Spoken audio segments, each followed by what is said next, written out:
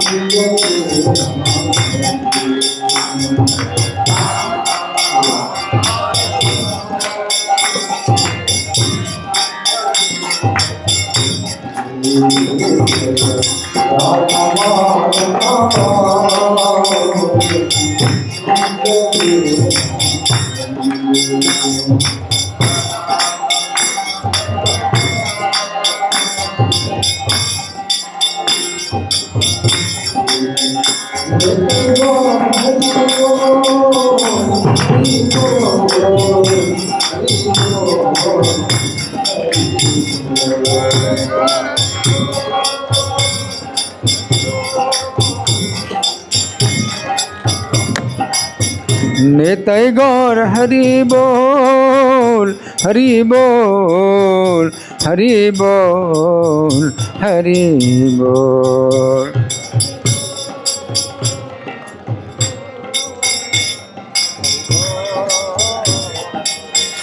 जय प्रभुपदा प्रभुपदा प्रभुपदा प्रभुपदा।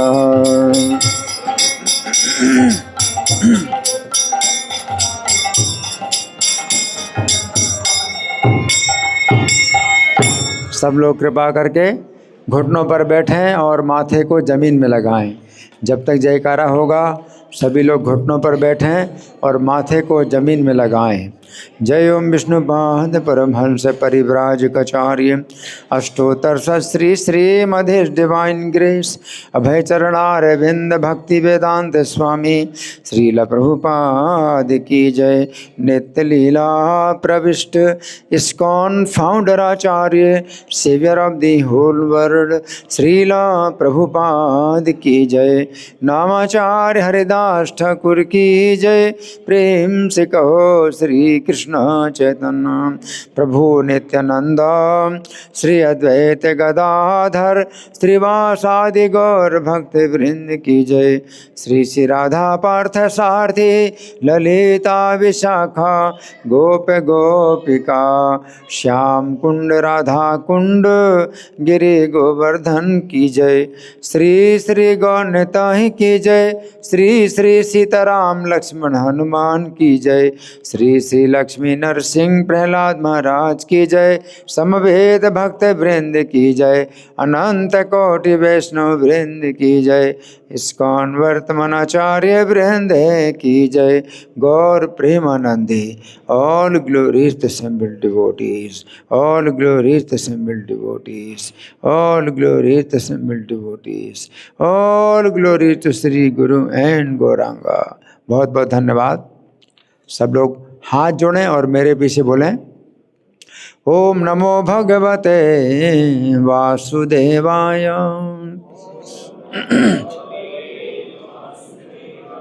ओम नमो भगवते वासुदेवाय।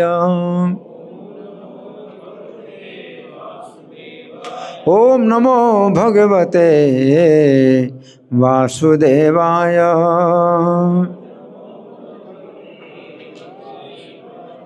ग्रंथराज श्रीमद् भगवद गीता यथारूप अध्याय 2 और अध्याय का नाम है गीता का सार और श्लोक संख्या है 4। अर्जुन वाच कथम भीष्मम् अहं संख्ये द्रोणं च मधुसूदन यशुभिः प्रतियोत्स्यामि पूजार्हा वरिसूदन। तो शब्दार्थ मेरे पीछे बोले सब लोग। अर्जुनः, सब लोग बोलिए अर्जुनः उवाच। अर्जुन ने कहा कथम किस प्रकार भीष्म को अहम मैं संख्ये युद्ध में द्रोण को च भी मधुसूदन हे मधु के संहार करता इस भी बाणों से प्रतियोत्स्यामि उलट कर प्रहार करूँगा। पूजा अर्हो पूजनीय अरिसूदन हे शत्रुओं के संहारक। अनुवाद मेरे पीछे बोलिए। अर्जुन ने कहा हे शत्रुहंता हे मधुसूदन मैं युद्ध भूमि में किस तरह भीष्म तथा द्रोण जैसे पूजनीय व्यक्तियों पर उलटकर बाण चलाऊंगा। तो यहाँ धागा लगा करके प्रार्थना निकाल रहे हैं। भूमिका में पहला पेज है, आप लोग मेरे साथ बोलने की कोशिश करेंगे।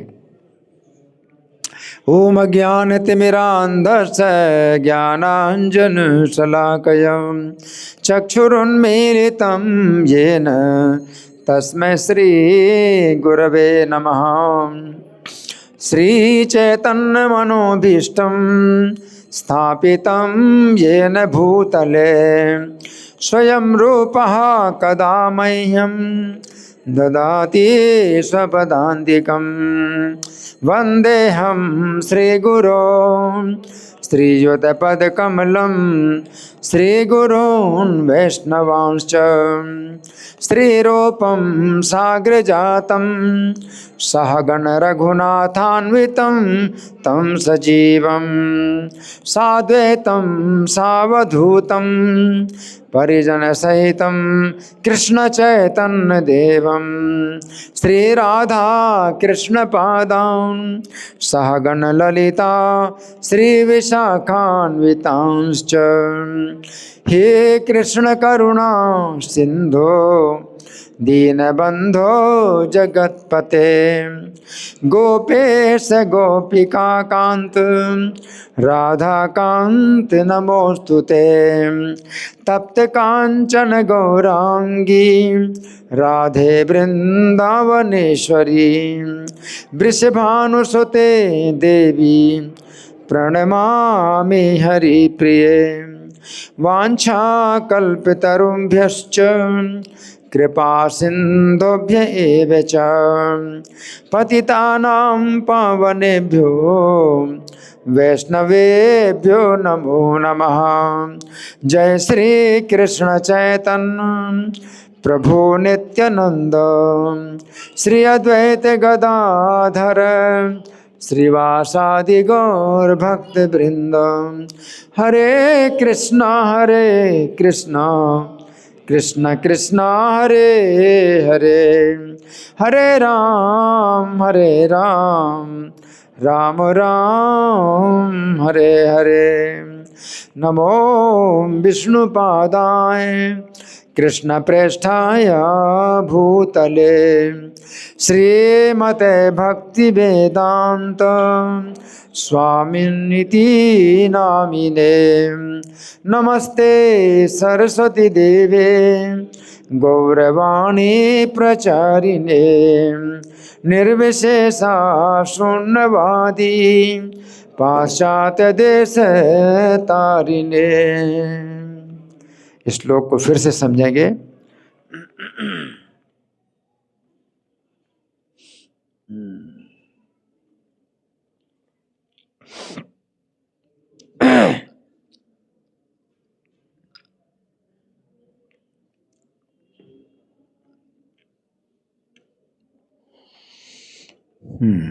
इस श्लोक को फिर से समझेंगे।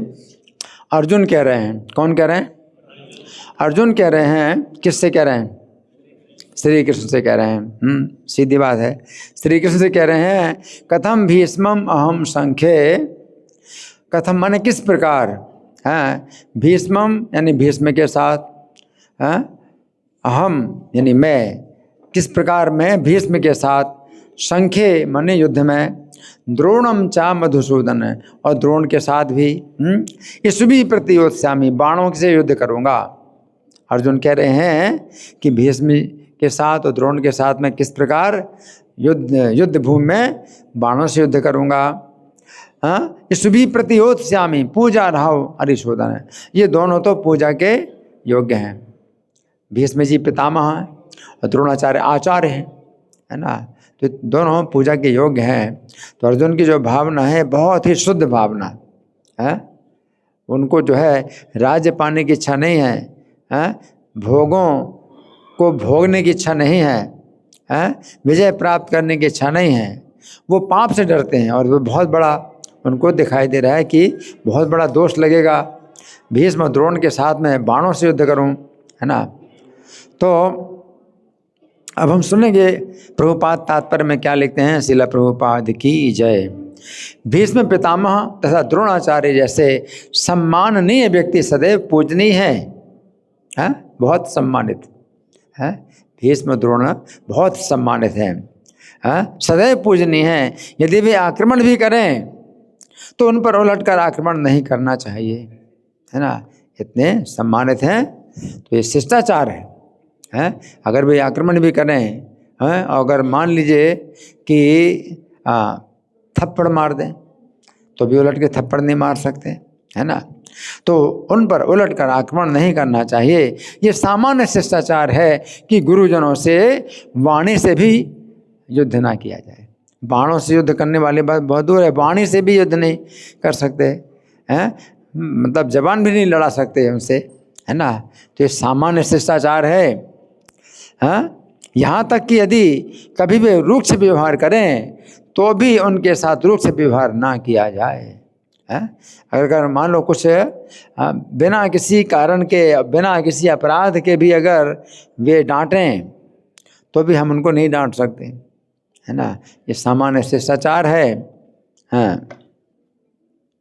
तो फिर भला अर्जुन उन पर बाण कैसे छोड़ सकते थे? क्या कृष्ण कभी अपने पितामह नाना उग्रसेन या अपने आचार्य सांदीपनि मुनि पर हाथ चला सकते थे? तो अर्जुन का ये कहना है, हैं? तो श्री कृष्ण से अर्जुन का ये संकेत है, हैं?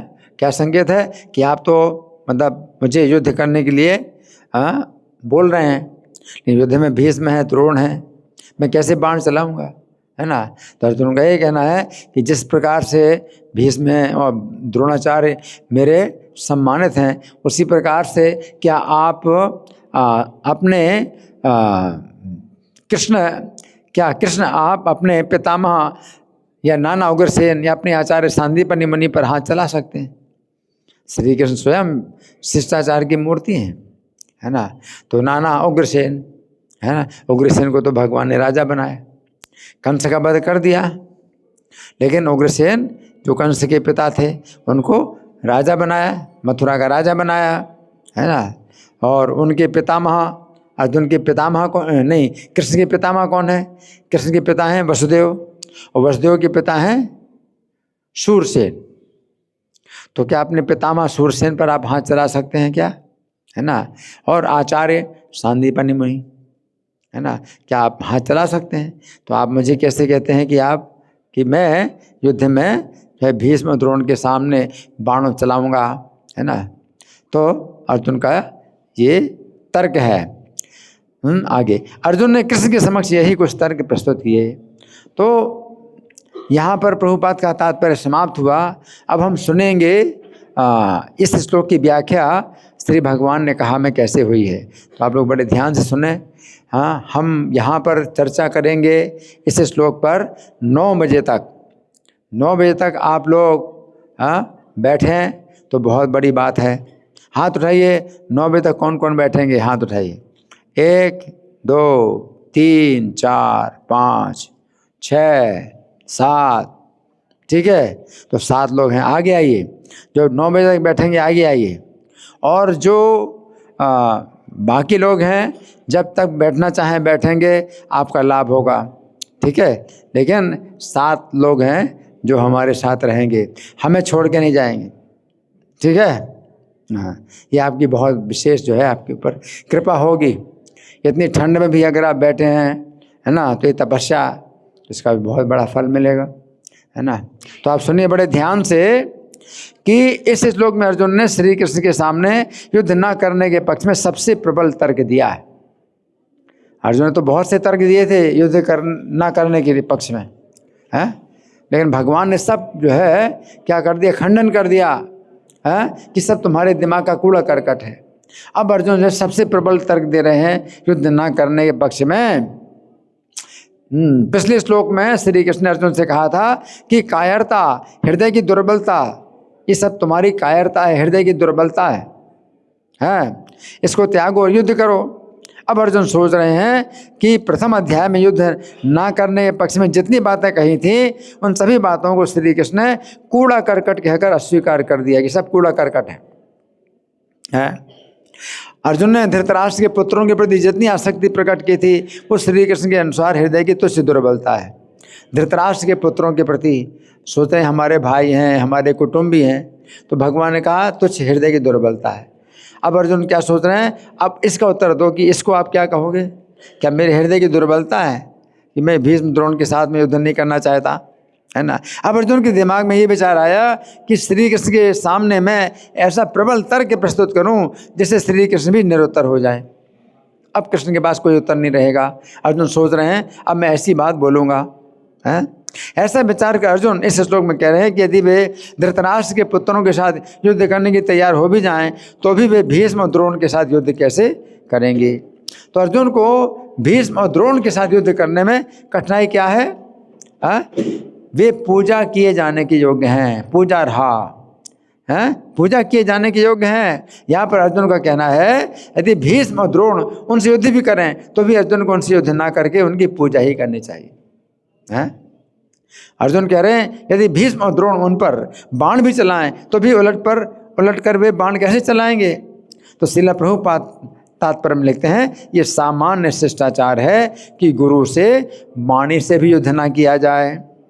इसका अर्थ है यदि गुरुजन किसी अनुचित बात पर भी अपने छोटों को डांटें या पीटें तो भी छोटों को उल्टा जवाब नहीं देना चाहिए। इस प्रकार हम देखते हैं कि अर्जुन भीष्म द्रोण के साथ वाणी से भी युद्ध नहीं कर सकते हैं, फिर बाणों से कैसे युद्ध करेंगे, है ना। इस संबंध में श्री जीव गोस्वामी के जीवन की एक घटना है। किसके जीवन की घटना है? जीव गोस्वामी की। जीव गोस्वामी के जीवन की एक घटना है जिससे हमें शिक्षा मिलती है कि अपने बड़ों के कठोर व्यवहार को हमें किस प्रकार सहन करना चाहिए। अगर बड़े हैं कठोर व्यवहार करें तो सहन करना चाहिए। श्रील रूप गोस्वामी ने अपनी पुस्तक भक्ति रसामृत सिंधु में एक श्लोक लिखा जिसके मर्म को ना समझने के कारण वल्लभाचार्य ने उसमें कुछ सुधार किया। चूंकि वल्लभाचार्य चैतन्य महाप्रभु के साथ रह चुके थे, इसलिए श्रील रूप गोस्वामी ने उन्हें अपने गुरु के समान समझकर उनके सुधार को स्वीकार कर लिया। रूप गोस्वामी ने ये माना कि हमारे गुरु के समान है ये। कौन? वल्लभाचार्य। तो हालांकि उस श्लोक में सुधार की आवश्यकता नहीं थी, लेकिन वल्लभाचार्य ने कुछ ठीक से ना समझने के कारण कहा कि नहीं, इस श्लोक में कुछ गलती है और इसको सुधार लो। तो रूप गोस्वामी ने मान लिया क्योंकि बड़े सम्मानित हैं वल्लभाचार्य। परंतु जीव गोस्वामी के गुरु रूप गोस्वामी थे, इसलिए उन्हें ये बात सहन नहीं हुई। उन्होंने वल्लभाचार्य को निर्भीकता पूर्वक समझाया कि श्लोक में पहले से कोई त्रुटि नहीं थी। इस प्रकार वल्लभाचार्य ने जीव गोस्वामी की सराहना की। वल्लभाचार्य ने जीव गोस्वामी की सराहना की और रूप गोस्वामी से कहा कि आपका श्लोक पहले से ठीक है। जब वल्लभाचार्य चले गए तो रूप गोस्वामी ने जीव गोस्वामी को खूब डांटा। रूप गोस्वामी ने जीव गोस्वामी को खूब डांटा। देखिए, जीव गोस्वामी के गुरु हैं रूप गोस्वामी, और जीव गोस्वामी ने अपने रूप गोस्वामी जो गुरु के पक्ष में वल्लभाचार्य को समझाया कि आपने जो सुधार किया वो सुधार की आवश्यकता नहीं है। और वल्लभाचार्य ने मेरी सराहना की जीव गोस्वामी की, और रूप गोस्वामी को भी कहा कि नहीं है, मैंने आपके इस श्लोक में जो गलती निकाली है वो गलती नहीं है, उसको सुधार करने की आवश्यकता नहीं है। और जब वो चले गए तो रूप गोस्वामी जीव गोस्वामी को डांट रहे हैं कि वल्लभाचार्य के साथ शास्त्रार्थ क्यों किया। उन्हें वृंदावन से बाहर जाने के लिए कह दिया कि तुम वृंदावन में रहने योग्य नहीं हो, तुम जाओ वृंदावन से बाहर जाओ। यद्यपि जीव गोस्वामी का कोई अपराध नहीं था, परंतु फिर भी वे रूप गोस्वामी को किसी प्रकार उल्टा जवाब दिए बिना बड़े दुखी हो करके प्राण त्यागने के लिए एक स्थान पर बैठ गए। कुछ दिनों के बाद जब सनातन गोस्वामी को जीव गोस्वामी की मरण काल की स्थिति का पता चला, उन्होंने रूप गोस्वामी को डांटा और जीव गोस्वामी को पुनः रूप गोस्वामी की सेवा में लगा दिया। इस घटना से पता चलता है कि व्यक्ति को अपने बड़ों के दुर्व्यवहार को सहन करने के लिए कितना तैयार रहना चाहिए, है ना। अब इसी प्रकार की एक घटना श्री कृष्ण के चरित्र में भी मिलती है। एक बार दुर्वासा मुनि द्वारका में श्री कृष्ण के महल में ठहरे हुए थे। श्री कृष्ण उन्हें हर प्रकार से प्रसन्न करने की व्यवस्था कर रहे थे, जबकि वे बहुत क्रोधी स्वभाव के थे। कौन? दुर्वासा मुनि क्रोधी स्वभाव के थे। वे कभी तो एक ही समय इतना भोजन कर लेते जितने से कई हजार मनुष्य तृप्त हो सकते हैं। एक बार में इतना भोजन करें, कई हजार लोग जिसको भोजन करेंगे उतना भोजन एक बार में कर लेते। और कभी थोड़ा भोजन खाकर घर से निकल जाते और फिर लौटते नहीं। एक दिन अपने ठहरने के स्थान पर उन्होंने सैया, बिछौने और वस्त्र आभूषणों से अलंकृत हुई कन्याओं को जलाकर भस्म कर दिया और कठोर व्रत का पालन करते हुए श्री कृष्ण से बोले, हे कृष्ण, मैं शीघ्र ही खीर खाना चाहता हूँ। क्या कहा? और शीघ्र ही, जल्दी लाओ, देर नहीं लगाना, खीर खाना चाहता हूँ। श्री कृष्ण ने तुरंत ही गर्म खीर मंगाई।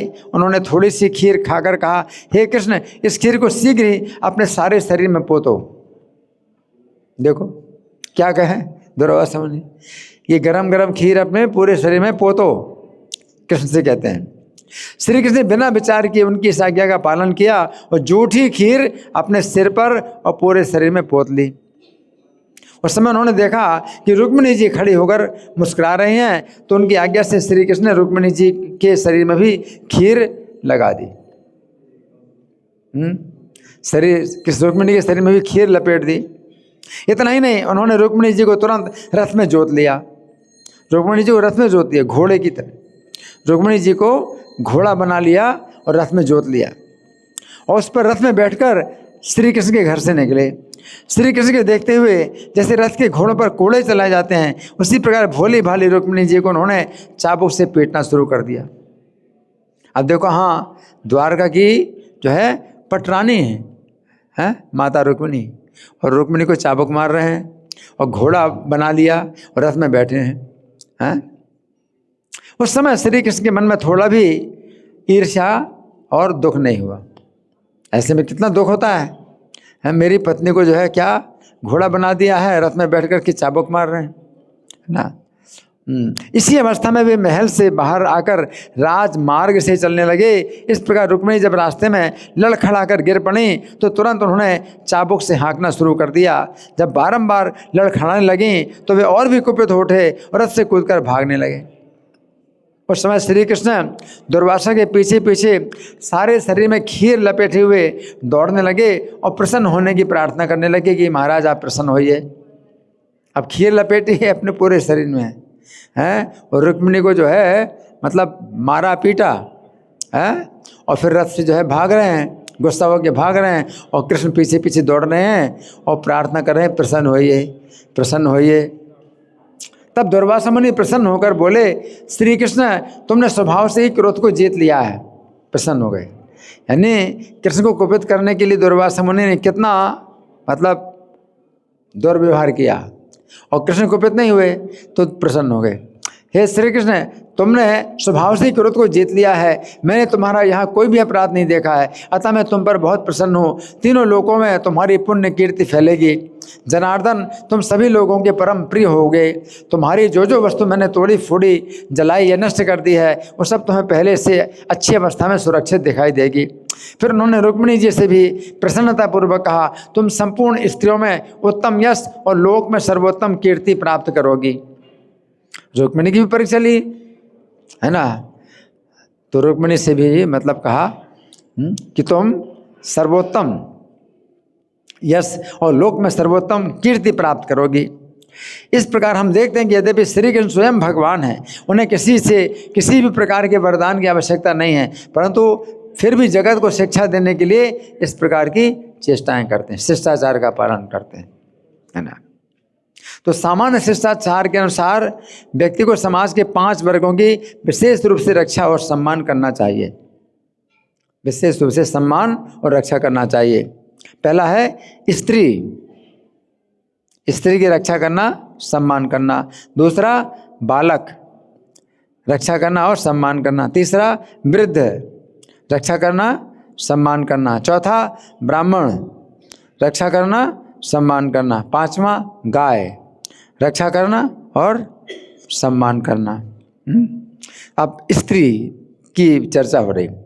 स्त्री को अबला कहा जाता है, पुरुष के आश्रित होती है। यदि स्त्री किसी प्रकार का अपराध करती है तो भी उसका वध नहीं किया जाता। इस संबंध में रामायण की उस प्रसिद्ध घटना की चर्चा की जा सकती है जिसमें कैकेयी के दुष्ट व्यवहार के कारण श्री राम का वनवास और महाराज दशरथ की मृत्यु हो गई। ऐसी स्थिति में भरत जी ने अपनी माता कैकेयी की बहुत निंदा की, परंतु कोई शारीरिक दंड नहीं दिया। भरत जी ने माता कैकेयी की बहुत निंदा की लेकिन शारीरिक दंड नहीं दिया। जिस समय शत्रुघ्न जी ने कैकेयी को उल्टी बातें सिखाने वाली मंथरा नामक दासी को पीटना आरंभ किया, शत्रुघ्न ने मंथरा को पीटना शुरू किया कि मंथरा ने कैकेयी को भड़काया था, तो दासी थी मंथरा, तो शत्रुघ्न जी ने मंथरा को पीटना शुरू किया। तो भरत जी ने शत्रुघ्न से कहा, सुमित्रा कुमार क्षमा करो, स्त्रियां सभी प्राणियों के लिए अवध्य होती हैं।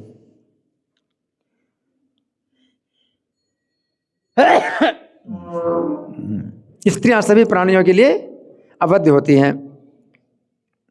यदि मुझे ये भय ना होता कि धर्मात्मा श्री राम मातृघाती समझकर मुझसे घृणा करने लगेंगे तो मैं भी इस दुष्ट आचरण करने वाली पापनी कैकेयी को मार डालता। कौन बोले? कौन बोले? भरत जी बोले।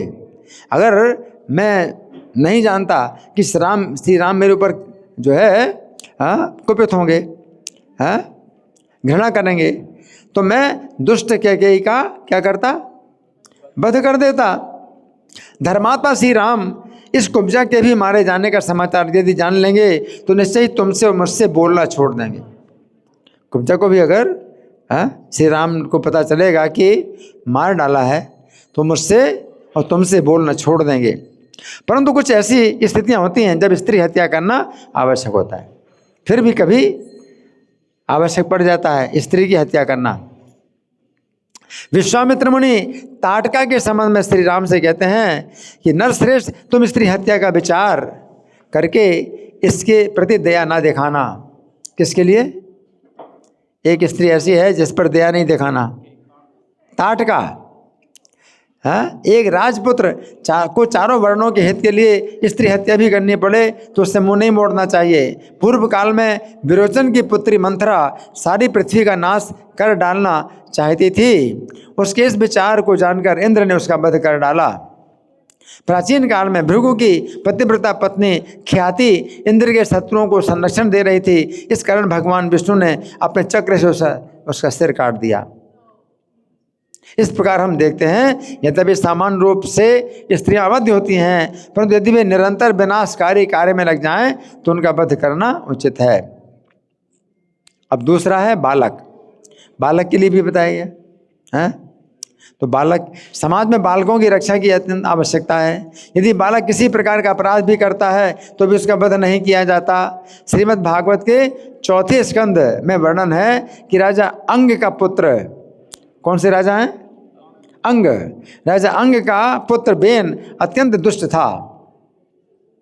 वो बिना किसी अपराध के अपने समान बालकों को खेलते खेलते ही मार डालता था। क्या करता था? मार डालता था। उसके इस आचरण के कारण भी उसके पिता अंग ने उसे दंड न देकर चुपचाप अपने राज्य का त्याग कर दिया और जंगल चले गए। पिता ने उसको दंड नहीं दिया और जंगल चले गए। परंतु कुछ ऐसी भी स्थितियां होती हैं जब बालक की हत्या करना आवश्यक होता है। जिस समय महाभारत के युद्ध में कर्ण के पुत्र वृषसेन से श्री कृष्ण को और अर्जुन को अनेक बाणों से चोट पहुंचाई। कर्ण का पुत्र था वृषसेन। उसने कृष्ण को अर्जुन को अनेक बाणों से चोट पहुंचाई। तब अर्जुन के बढ़ते हुए क्रोध के कारण उनकी भौहों में बल पड़ गया, उनकी आंखें लाल हो गईं। उस समय मुस्कुराते हुए कर्ण, दुर्योधन, अश्वत्थामा इन सब महारथियों से कहने लगे, कर्ण, मेरा पुत्र अभिमन्यु अकेला था और मैं उसके साथ मौजूद नहीं था। ऐसी दशा में तुम सब लोगों ने मिलकर उसका वध किया। इस काम को सब लोग खोटा बताते हैं, किंतु आज मैं तुम लोगों के सामने ही तुम्हारे पुत्र वृषसेन का वध करूंगा। अर्जुन ने कहा। किससे कहा? सबसे कहा। कर्ण से कहा और सबसे कहा कि मैं तुम्हारे पुत्र का वध करूंगा। रथियो, तुम सब मिलकर भी उसे बचा सको तो बचाओ। अर्जुन ने चुनौती दी, इस बालक का वध अगर मैं करूंगा, तुम बचा सकते हो तो बचाओ, सब लोग मिल करके।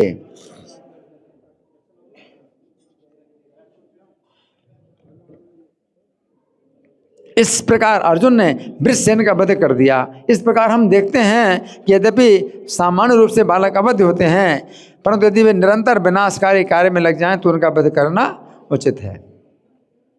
अब तीसरा है वृद्ध। समाज में वृद्धों की रक्षा की बहुत आवश्यकता है।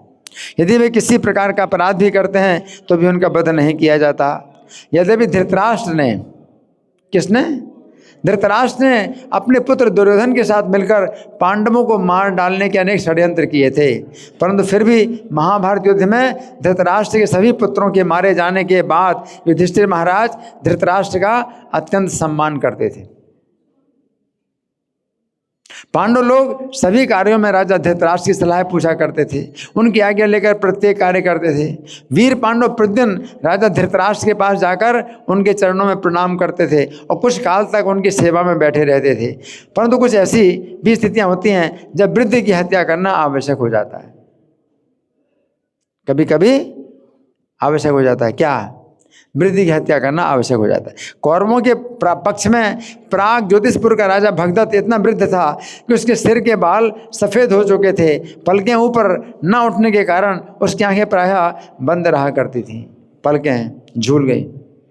तो आंखें बंद रहती हैं।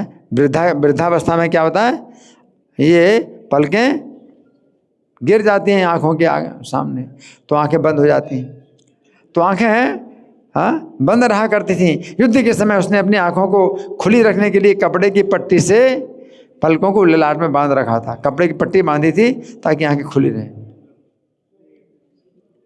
अब सोचिए कि आदमी कितना बूढ़ा होगा कि कपड़े की पट्टी बांधनी पड़ती है आंखों को खोलने के लिए, नहीं तो आंखें बंद हो जाती हैं ना।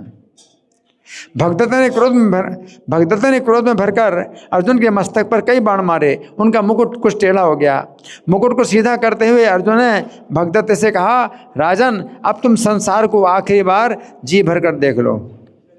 अर्जुन ने क्या कहा, राजन अब तुम संसार को आखिरी बार जी भरकर देख लो। इस प्रकार अर्जुन ने भगदत्त का वध कर दिया। तो हम देखते हैं कि यद्यपि सामान्य रूप से वृद्ध अवध होते हैं, परंतु यदि वे निरंतर विनाशकारी कार्य में लग जाएं तो उनका वध करना उचित होता है। अब चौथा, ब्राह्मण। समाज में ब्राह्मणों की रक्षा की बहुत आवश्यकता है, परंतु ब्राह्मण उसी व्यक्ति को कहा जा सकता है जिसके अंदर ब्राह्मण के गुण हो। आजकल तो ब्राह्मण के परिवार में जो पैदा हो उसको ब्राह्मण कहा जाता है, लेकिन ऐसा भगवान गीता में नहीं कहते हैं। ब्राह्मण के गुण और कर्म जिसके अंदर हो वो ब्राह्मण कहलाता है। ब्राह्मण में शांत भाव की प्रधानता होती है। ब्राह्मणों की पूजा करने से व्यक्ति को आयु, कीर्ति, यश और बल की प्राप्ति होती है। यदि ब्राह्मण किसी प्रकार का अपराध भी करें तो भी उनको किसी प्रकार का दंड नहीं दिया जाता है। जैसा कि हमने चर्चा की थी, दुर्वासा मुनि सभी प्रकार से श्री कृष्ण के साथ दुर्व्यवहार किया, परंतु फिर भी श्री कृष्ण ने उनको प्रसन्न किया। इसी प्रकार अम्बरीश महाराज को भी दुर्वासा मुनि ने बिना किसी अपराध के मार डालने के लिए एक कृत्य उत्पन्न की। क्या हुआ? माता जी आप लोग बातें कर रहे हैं, है ना? ये अच्छा नहीं है। अगर बातें करना तो बाहर जाइए, बहुत जगह है बातें करने के लिए। यहाँ अगर सुन रहे हो तो अच्छा है कि सुनो। ये बातें करना यहाँ पर जो है शोभा नहीं देता, ये बड़ी लज्जा की बात है। तो मैं क्या बता रहा था? हाँ, दुर्वासा ने महाराज अम्बरीश को मारने के लिए कृत्य उत्पन्न की थी, बिना किसी अपराध के मार डालने के लिए कृत्य उत्पन्न की। परंतु अम्बरीश महाराज ने दुर्वासा मुनि का किसी भी प्रकार से विरोध न करके उनका सम्मान किया। यद्यपि श्री कृष्ण ने अम्बरीश की रक्षा की और उनके चक्र ने कृत्य को नष्ट करके दुर्वासा मुनि का पीछा करना शुरू किया, परंतु फिर भी अम्बरीश ने हर प्रकार से दुर्वासा की सहायता की और उनकी सेवा की। परंतु कुछ ऐसी भी स्थितियां होती हैं जब ब्राह्मण की हत्या करने में कोई दोष नहीं लगता है। धर्मशास्त्रों ने ऐसा निश्चित किया है, यदि कोई ब्राह्मण हथियार उठाकर क्षत्रिय की तरह युद्ध में आए और युद्ध छोड़कर नहीं भागता तो ऐसी स्थिति में उसका वध करने में कोई पाप नहीं लगता। ब्राह्मण अगर ये हथियार लेकर के आए युद्ध करने के लिए, यद्यपि शास्त्रों में ऐसी अनुमति दी गई है, परंतु फिर भी जब परशुराम ने श्री राम को युद्ध करने की चुनौती दी उस समय श्री राम ने कहा, आप ब्राह्मण होने के नाते मेरे पूज्य हैं, इस कारण से मैं इस प्राण संहारक बाण को आपके शरीर पर नहीं छोड़ सकता। परशुराम जी ने श्री राम को चुनौती दी युद्ध करने के लिए, तो श्री राम ने क्या कहा कि आप पूजनीय हैं मेरे, हैं, इसलिए प्राण संहारक बाण को आपके ऊपर नहीं छोड़ सकता। इस प्रकार श्री राम ने परशुराम जी का वध ना करके उनकी तपस्या को नष्ट कर दिया। श्री राम ने क्या कहा, मैं इस बाण से आपकी तपस्या नष्ट कर दूंगा। आपके शरीर में तो चोट नहीं पहुंचाऊंगा, लेकिन क्या करूंगा, आपकी तपस्या को नष्ट कर दूंगा बाण से, श्री राम ने कहा। इसी प्रकार जब परशुराम जी ने भीष्म जी के विवाह न करने की प्रतिज्ञा के विरुद्ध विवाह करने का आदेश दिया, परशुराम जी ने आदेश दिया भीष्म को, क्या, अम्बा से विवाह करो तुम। और भीष्म जी की प्रतिज्ञा थी कि वे विवाह नहीं करेंगे।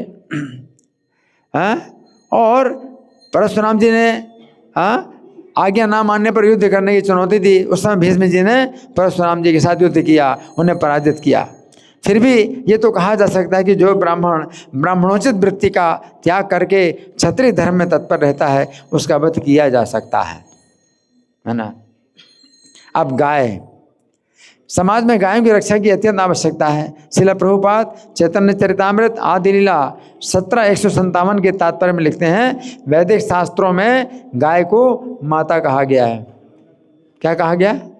गाय को माता कहा गया है? अतः वो सदा सर्वदा के लिए माता है। ऐसा नहीं कि वैदिक काल में तो वो माता थी और इस युग में वो माता नहीं है। यदि शास्त्र प्रमाण है तो गाय सदैव माता है। वो वैदिक युग में माता थी और इस युग में भी माता है।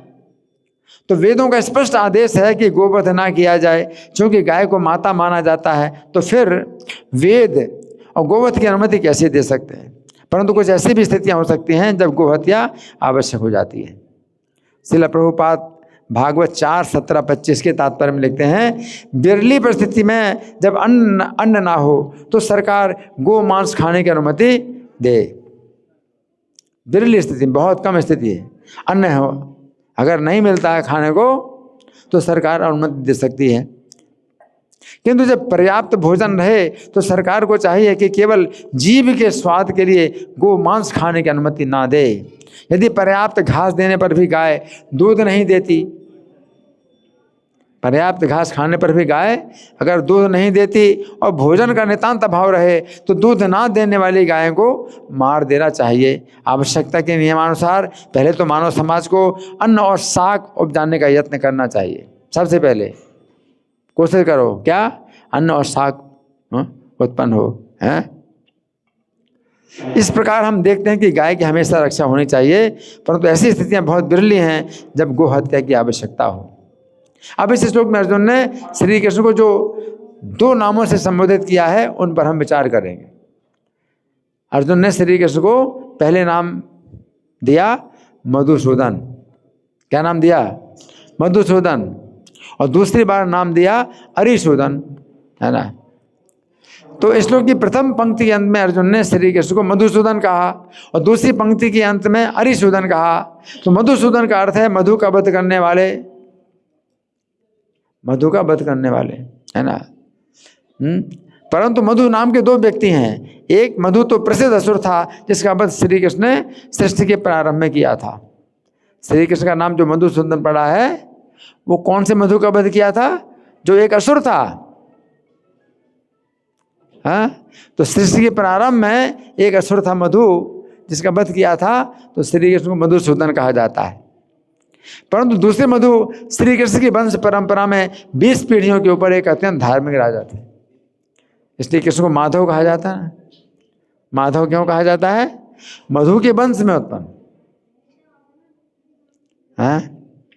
तो एक राजा थे जिनके वंश में जन्म लेने के कारण श्री कृष्ण को माधव कहा जाता है। जब अर्जुन ने श्री कृष्ण को मधुसूदन कहा तो उन्होंने विचार किया कि चूंकि श्री कृष्ण ने मधु नामक एक महान असुर का वध किया था इसलिए उन्हें मधुसूदन कहा जाता है। परंतु मधुसूदन का ये अर्थ भी हो सकता है कि श्री कृष्ण ने अपनी वंश परंपरा के अत्यंत सम्मानित मधु नामक राजा का वध किया हो। परंतु श्री कृष्ण तो अपने शत्रु मधु नामक असुर का वध किया था, अपने सम्मानित राजा मधु का नहीं किया था वध। इसलिए अर्जुन ने श्री कृष्ण को फिर अरिसूदन कहा। अरिसूदन का अर्थ है अपने शत्रु का वध करने वाला। तो देखो कितना अर्जुन जो है अपने मन में विचार करते हैं। पहले मधुसूदन कहा है, मधुसूदन कहा, है ना। ये मधुसूदन का एक अर्थ वो है कि भाई आपने एक शत्रु का वध किया था, असुर था, उसका वध किया था। लेकिन फिर अर्जुन के मन में विचार आया कि मैंने जो मधुसूदन कृष्ण को कहा तो इसमें ये मतलब थोड़ी कि कृष्ण ने उन मधु राजा का वध किया है जो उनके वंश के 20 पीढ़ियों ऊपर थे, है ना। इसलिए अर्जुन ने फिर क्या कहा? अरिसूदन, कि आप शत्रु का वध करने वाले हैं, उनका वध नहीं कर सकते। तो अर्जुन का क्या भाव क्या है कि जब आपने मधु नाम के शत्रु का वध किया था, असुर का वध किया था, आपने मधु नाम के अपने जो वंशधर थे, बहुत ऊपर पीढ़ी, कई पीढ़ियों ऊपर के जो मधु थे, उनका वध थोड़ी किया था। तो फिर आप मुझे आदेश दे रहे हैं कि मैं अपनी पीढ़ियों से जो 2 पीढ़ी ऊपर के हमारे पितामह भीष्म हैं या आचार्य द्रोण हैं, उनका मैं वध कैसे करूं?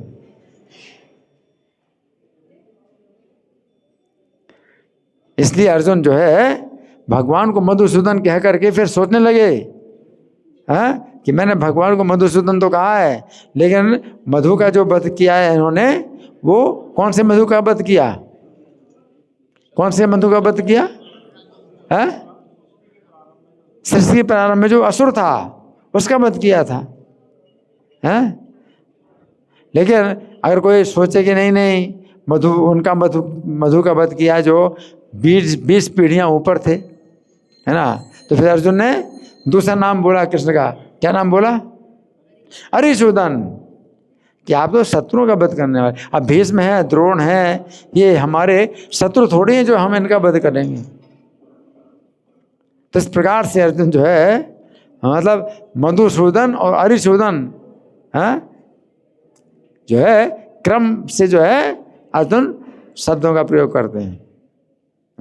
एक शब्द बोला फिर सोचा कि अरे ये शब्द मुझे नहीं बोलना चाहिए, क्योंकि मधु जो है को मारने वाले जो श्री कृष्ण हैं ये उन मधु को थोड़ी मारने वाले हैं जो उनके वंश के बहुत ऊपर 20 पीढ़ी ऊपर थे। इस प्रकार से अर्जुन जो है बड़े सचेत हैं कि श्री कृष्ण को उन्होंने मधुसूदन कहा, लेकिन वो मधु जो है उनका शत्रु नहीं था। नहीं, वो मधु उनका शत्रु था, है ना। तो अरिसूदन का अर्थ है अपने शत्रु का वध करने वाला। इस प्रकार अर्जुन ने इस श्लोक में श्री कृष्ण को मधुसूदन और अरिसूदन इन 2 नामों से संबोधित करके ये कहने का प्रयास किया है कि हे कृष्ण, आपने तो मधु नामक अपने शत्रु का वध किया था, अपने वंश के अत्यंत सम्मानित राजा मधु का नहीं। फिर आप मुझे अपने वंश के वयोवृद्ध और बहुत सम्मानित भीष्म तथा आचार्य द्रोण का वध करने का आदेश क्यों दे रहे हैं? परंतु अर्जुन को समझना चाहिए कि श्री कृष्ण का उपदेश सदा और सबके लिए लाभदायक है। अगर कृष्ण आदेश दें अर्जुन को, तो वो आदेश जो है अर्जुन के लिए और सबके लिए लाभदायक है। कृष्ण ऐसा आदेश कभी नहीं दे सकते जिसमें कि किसी का भी अहित हो। श्री कृष्ण जो है संपूर्ण प्राणियों का हित करने वाले हैं। इसलिए श्री कृष्ण गीता के 5वें अध्याय के अंतिम श्लोक में कहते हैं कि स्तुरतम सर्वभूतानां ज्ञात्वा माम शांतिम ऋच्छति, कि जो मुझे सब प्राणियों का हित ऐसी जान लेता है वो उसको शांति प्राप्त होती है। तो श्री कृष्ण अर्जुन को अगर कोई भी आदेश देते हैं और लगता है कि ये गलत है ना, तो हमें उसकी गहराई में जाना पड़ेगा, क्योंकि श्री कृष्ण का आदेश कभी भी गलत नहीं हो सकता है। कृष्णम वंदे जगत गुरुम, श्री कृष्ण जगत के गुरु हैं। अब भीष्म हैं, द्रोण हैं, बहुत सम्मानित हैं, है ना, और अर्जुन के पक्ष में है, पांडवों के पक्ष में है।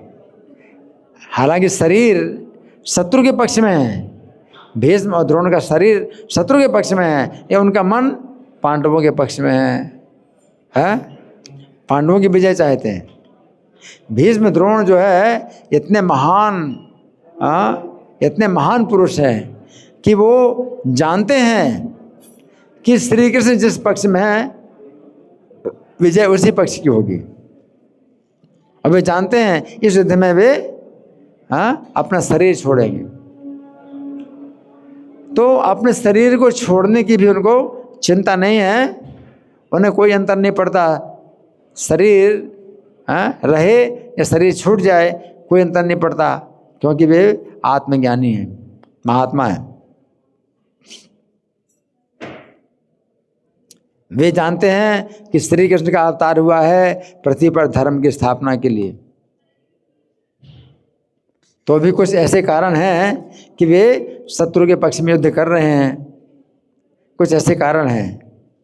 लेकिन हाँ, सबसे जो है बड़ी बात है वो ये है कि उन्हें इस बात की चिंता नहीं है कि उनका शरीर छूट जाएगा।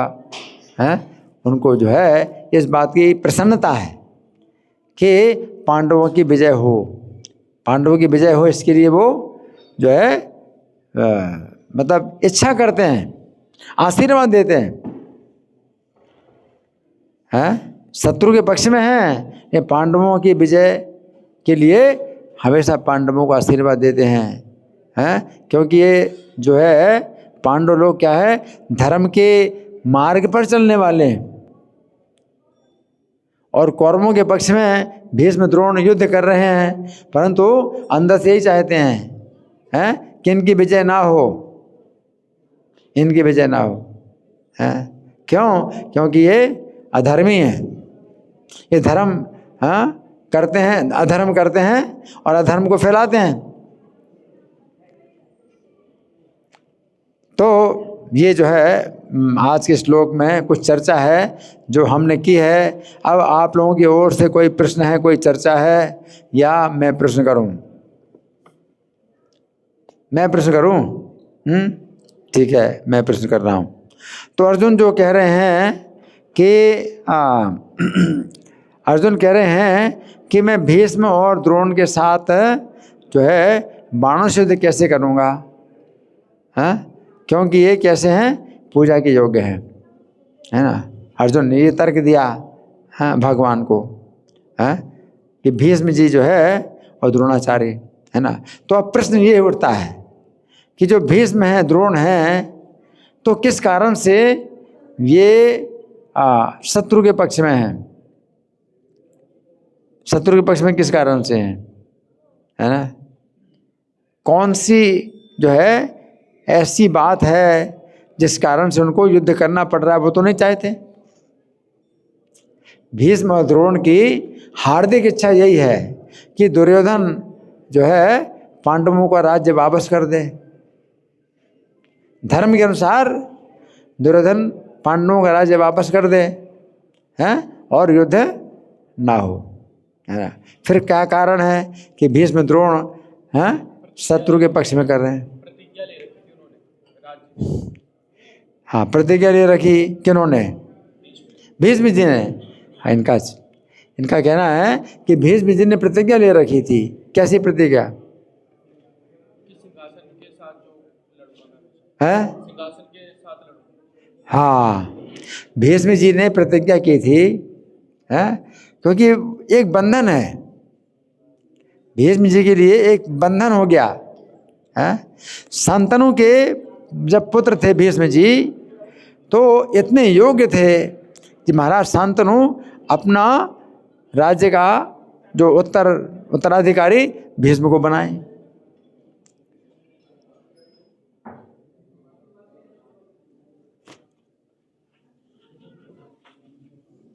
शांतनु जो है भीष्म जी को जो है सबसे ज़्यादा प्रेम करते थे अपने पुत्र के रूप में। और भीष्म जी की माता गंगा देवी जो है वो अब छोड़ के जा चुकी, शांतनु को छोड़ करके जा चुकी। और शांतनु की इच्छा थी अब सत्यवती से विवाह करने के लिए।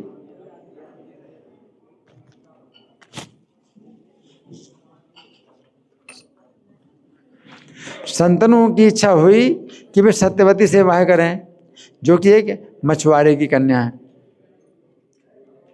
तो सत्यवती के पिता ने ये शर्त रखी कि आप मेरी कन्या से विवाह तभी कर सकते हैं जब मेरी कन्या से जो पुत्र उत्पन्न होगा वो राज्य का अधिकारी बनेगा। तो शांतनु महाराज ने मना कर दिया कि ऐसा नहीं हो सकता, क्योंकि भीष्म में सब प्रकार के गुण हैं और जब बड़े भी हैं तो राज्य का अधिकार मैं भीष्म को ही दूंगा, है ना। तो जो है फिर इस प्रकार से विवाह शांतनु ने नहीं किया, लेकिन मन में बड़े दुखी थे। और जब भीष्म जी को मंत्रियों के द्वारा पता चला कि मेरे पिता को इस बात का दुख है कि वे सत्यवती से विवाह नहीं कर सकते मेरे कारण, कि वे मुझे राजा बनाना चाहते हैं, तो भीष्म जी ने सत्यवती के पिता से जाकर के अपनी बात कही कि आप अपनी पुत्री का विवाह मेरे पिता के साथ कर दो और मैं वचन देता हूँ कि मैं राजा नहीं बनूंगा। तो सत्यवती के पिता ने कहा कि ठीक है, मैंने आपकी बात मान ली कि आप जो है राज्य का अधिकार नहीं लेंगे और सत्यवती के मेरी पुत्री के पुत्र को राजा बनाएंगे, लेकिन आपके जो पुत्र लोग, आपके जो पुत्र होंगे वह फिर उनके पुत्रों से राज्य छीन लेंगे। तो भीष्म जी ने फिर क्या कहा, ठीक है मैं विवाह भी नहीं करूँगा। इतने जो है वो मतलब समर्पित थे अपने पिता की इच्छा पर। और इस बात पर जो है सत्यवती का विवाह संतानों के साथ हुआ। अब सत्यवती से जो पुत्र हुए हैं, तो सत्यवती के जो पुत्र थे वो चित्रांगद और विचित्रवीर, चित्रांगद विचित्रवीर ये पुत्र हुए सत्यवती के, है ना। तो अब चित्रांगद की तो मृत्यु हो गई, चित्रांगद नाम के गंधर्व से युद्ध में चित्रांगद की मृत्यु हो गई। अब विचित्रवीर है राजा बने। तो कुछ समय के बाद विचित्रवीर की भी मृत्यु हो गई, उनको जो है राजयक्ष्मा हो गया। एक बीमारी है जिसको टीबी बोलते हैं, राजयक्ष्मा की बीमारी हो गई। अब सत्यवती के कोई पुत्र नहीं है।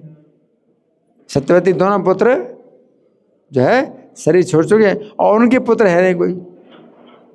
सत्यवती के पुत्रों के पुत्र हुए ही नहीं और दोनों पुत्र उनके जो है देहांत हो गया है। तो फिर अब भीष्म जी को जो है कहा गया कि आप राजा बनो और आप विवाह करो। तो भीष्म जी ने कहा मेरी प्रतिज्ञा, मैं राजा भी नहीं बनूंगा और विवाह भी नहीं करूंगा। अब बड़ी समस्या हो गई कि भीष्म जी राजा भी नहीं बनेंगे, विवाह भी नहीं करेंगे, है ना। तो फिर सत्यवती ने अपने पुत्र व्यासदेव का स्मरण किया और महाराज विचित्रवीर की जो 2 पत्नियां थीं उनके पत्नियों से पुत्र संतान उत्पन्न करने के लिए कहा व्यास जी को। तो सत्यवती से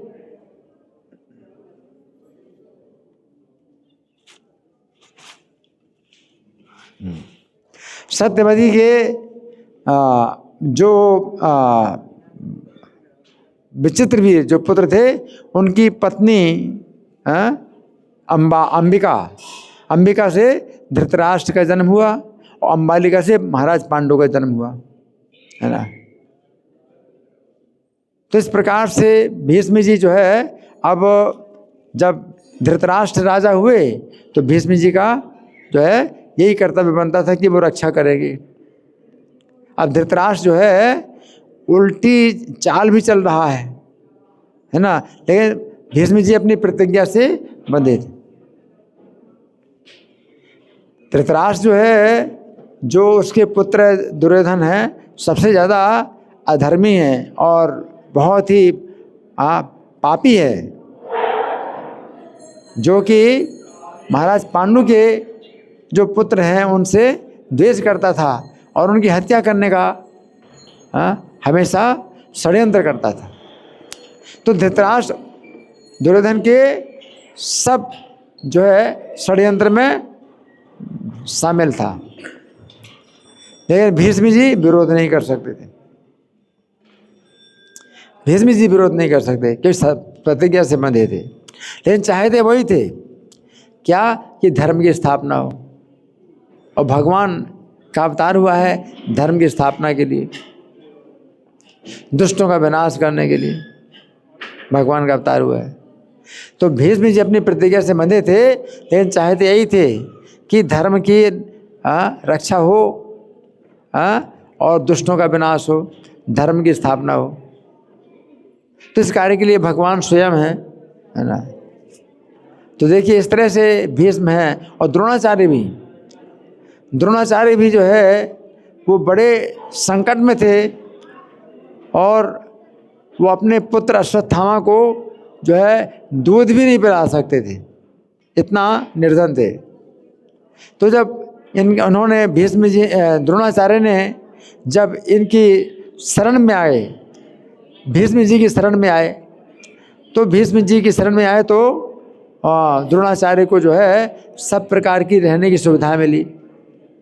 अब द्रोणाचार्य सोचते हैं कि अगर हमें जिस राजा के द्वारा हमें भोजन प्राप्त हुआ, हमें धन प्राप्त हुआ, तो अब उसके विरुद्ध वो कैसे चल सकते हैं।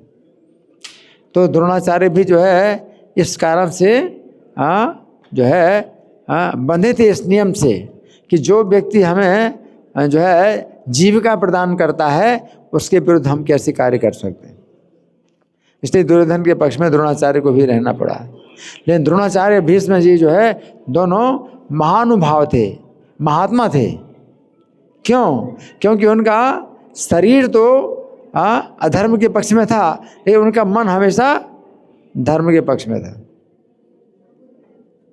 जैसे कर्ण की तरह नहीं थी। कर्ण दुष्ट है। कर्ण जो है अपने मन से भी और शरीर से, दोनों से वो दुर्योधन के पक्ष में है। कर्ण जो है हर प्रकार से दुर्योधन के पक्ष में, उसका मन और शरीर दोनों। लेकिन जो भीष्म है, द्रोण है, ये कर्ण की तरह दुष्ट नहीं। वो कैसे हैं? मजबूरी में जो है उनको जो है शत्रु के पक्ष में रहना पड़ रहा है। मजबूरी, उनकी मजबूरी थी, है ना। और हृदय से क्या चाहते थे कि